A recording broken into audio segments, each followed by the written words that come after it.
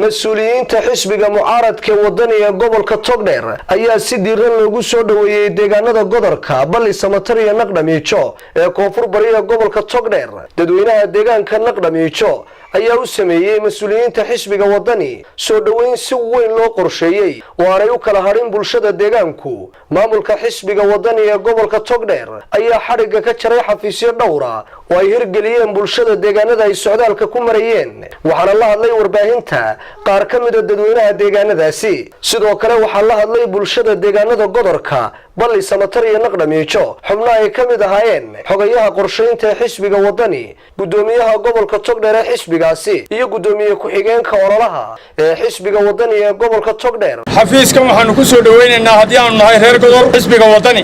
xisbi kale oo noo yimi horeyso iyo dambayso aan xisbigan ahayn ma jiro. waxaanu isla qaadanay haddii aanu reer Godol nahay inaanu qaadano xisbiga wadani. tuulada Godol aad baan idinku mahadnaqaynaa sida caqiibada leh ama gobonimada leh noo soo dhaweyseen ee codkiina inoo gaarsiiseen in xisbiga wadani taageersan tihiin.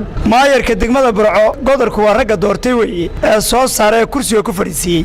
malcaamad buu kari waayay, iskuul buu kari waayay, caafimaad buu kari waayay. isbedel baynu u baahannahay, horumar baynu u baahannahay, khayr qaba. balligan Faarax Samatar waa deegaan cusub.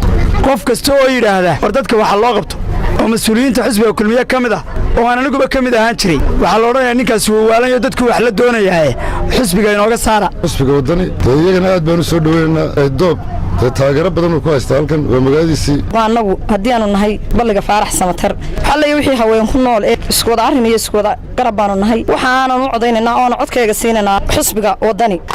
way tashatay kulmiye codna kuma hayso afartan oday suruursatayna baaxadda reerka inta xisbiga wadani ku jirta ayaa ka baaxad weyn. waftida xisbiga wadani ee halkan ugu soo booqatay magaalada Naqbar Waaqo ku soo dhawaada isbedel bay u baahan yihiin waxa uu qabtay u baahan yihiin anagu soo luqayna baan leeyahay xisbiga kulmiye ciidanaga waxay noo kamid oo kulmiye wadani waa xisbi cusub wax qabad buu sida isbedel buu doonaya insha Allah taala imkana waxay taalgiisa uu qaban karo uu qabanayo waxa argaysan dadkani siyaasigooda daacadda sanadkan Mukhtaar Ahmed taageerada u hayaan arintaas muujinaysa. xisbiga kulmiye hal xanaano iyo hal iskuul iyo hal malcaamad miyaynu ka haynaa.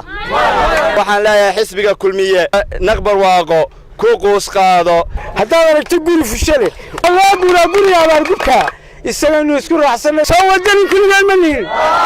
isbedelka aad diyaarka u tihiin ee aad muujiseen iyo shucuurtiina ayuu Cabdiraxmaan Maxamed Cabdullaahi oo musharax ah xisbiga mucaaradka ee wadani uu ku hogaamin doona insha Allah taala. farta wada barara hadii jaraha lagu boobo nin haduu buruud leeyahay bawar lagu famo waa boqor Mukhtaar umi baran lahayo. ballan qaadaya anigu gudoomiye ku-xigeenka kaambeynka ee xisbiga haddaan doono jeebkaygana aan ka dhisay inta 7 casho dhamaanin inaanu malcaamad laba qol idin dhisno ayaan ballan qaadaya. waxaan idinku mahadnaqayaa aad iyo aad ugu faraxsanahay ina masiirkiina maanta reer Naqbar Waaqo waa garanaysaan oo heegan u tihiin ina xisbiga mucaaradka ee wadani ay u codaysaan oo isbedelka maanta Soomaaliland ka socda ay hormuud ka tihiin. ana maanta ay 20 casho u hadhayna kama rabno inay wax u dhisaan dadka intay u geysteen wax kale ay ugu darin baanu leenahay. annagu xisbiga mucaaradka ah ee maanta aanu wadno waxa aanu tusaynaa inay dadkii hore ay u dhaamaan dalka iyo dadka inay u dhaamaan baanu u galay. xisbigu ee ay magaalada u qaban karo waanu bilaabaynaa. xisbiga horumarka waa xisbiga dadweynaha lama kala laha dhagxaanta kulmiye dhigana habeenkii aan ku idaan ku jabine iska ururiya waa one man one vote weeye. insha Allah sidaa ugu helantiin xisbiga wadani maanta shucuurtayda ka muuqato meesha Naqdamiijo Naqbar Waaqo doorataana waa bay soo baxday anigu waan ogahay. Ali Daar Maxamed Boos TV Universal Burco.